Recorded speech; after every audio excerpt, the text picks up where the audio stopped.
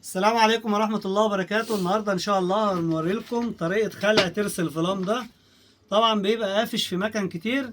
المكنة دي جاية من لوطة بقالها سنين أكيد ما اتحلتش، فهي هتتعبنا شوية في الحل. احنا عاملين لها زرجينة اهي. دي زرجينة بنعملها برضو بنصنعها عليه عشان تخلعه اهي. عاملين لها سن من الجنبين عشان لو فوتت منك تنقلها على الجنب التاني. يعني السن عاملينه من الجنبين بيبقى سن ناعم يمين وشمال اهو معانا اهو. عاوز تنقل على الجنب التاني لو ده باظ مثلا بتنقلها.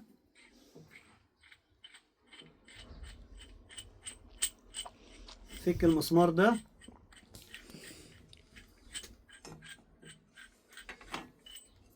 تنقلها الجنب التاني بتشتغل الجنبين عادي.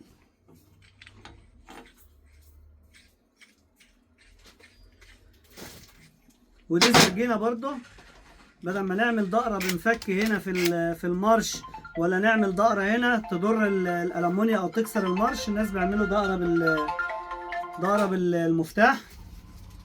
فهو إيه، عاملين لكم زرجينة تمسكوا برضه زي دي كده أما تيجي تحل الصامولة اللي هي ال19 دي.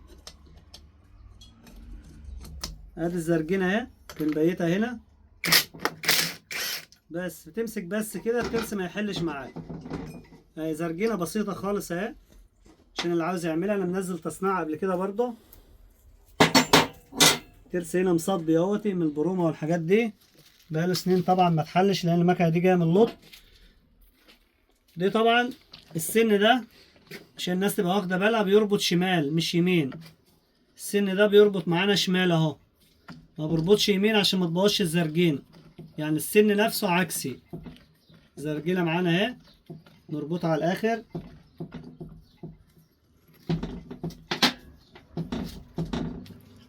فش ولا حاجة السن قصير بتاعي.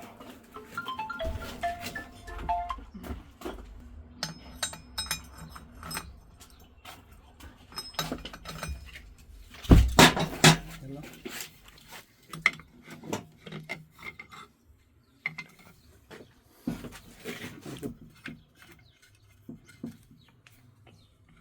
بس على طول هتربط ده هيطلع معاك الترس على طول اهو. في ثانية الترس طلع معانا. طبعا ناس كتير بيطلعوها بمفك كده والحاجات دي بتتكسر. بيعمل دقرة بالمفك هنا ودقرة هنا زي ما انتم شايفين اهو. ده معمول له دقرة ومكسور من هنا اهو. فهي زرجينة تريحك احسن من موضوع المفك والدقرات والحاجات دي.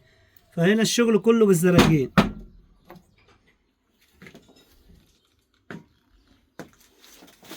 دي زرجينة طبعا اللي تمسك، والزرجينة التانية بتاع الترس اهي.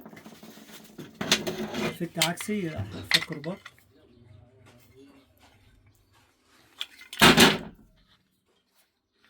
ولازم السن يربط على الاخر عشان ما تفوتش معاك، عشان الناس اللي بياخدوها مني ما تفوتش منهم. لازم تربط السن ده للاخر، ما تربطش سنتين وتسيبها تقوم مفوته، لان ده سن ناعم جدا وممكن يفوت معاك. فلازم تربطها للاخر. زرجينة لخلع ترس الفلام ودي لمسك ترس الفلام. فكرتهم بسيطة خالص. دي ممكن تروح لأي خراط يعملها لك، بس تجيب ايه، أهم حاجة الخامة تكون صلبة عشان ما تفوتش معاك. دي سهلة جدا أي حداد يعملها. منزل لكم تصميمها برضه.